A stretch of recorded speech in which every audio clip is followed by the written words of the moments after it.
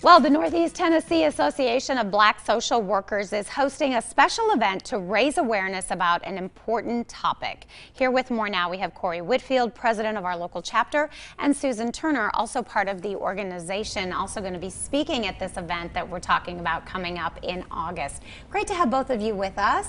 Thank you. Glad to be here. Absolutely. Well, Cory, let's start with you. Tell me a little bit about this organization. Absolutely.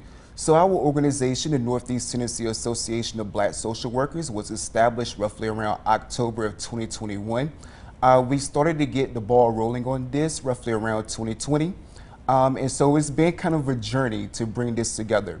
Our intention in bringing this organization together was not only to unite all of our social workers that are in the community, but also provide an environment where African Americans throughout the region could discuss their trauma and other mental health concerns that maybe they had not been comfortable in discussing.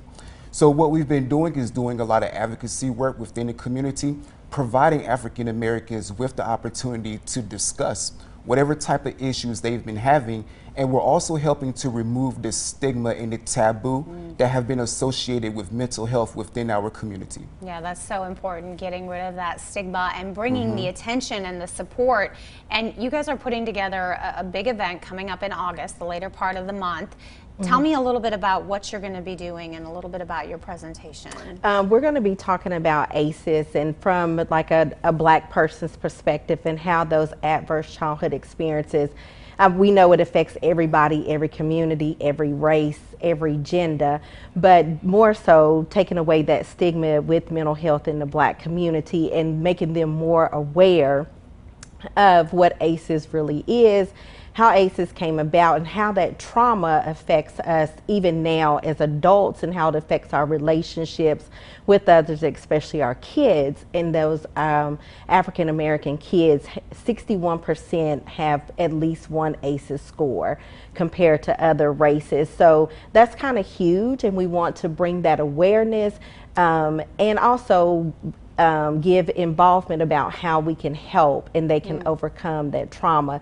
It talks about like abuse and neglect, but also from our perspective, we want to talk about that transgenerational trauma and also injustice trauma that we know is kind of huge and going on here in America. So just bringing that awareness and how we can overcome that trauma. And this is something we've really been hearing about over the last couple of years. We've been able to kind of define that, the ACEs. I think most people now are familiar with it, where a couple of years ago, we didn't have anything to really talk about.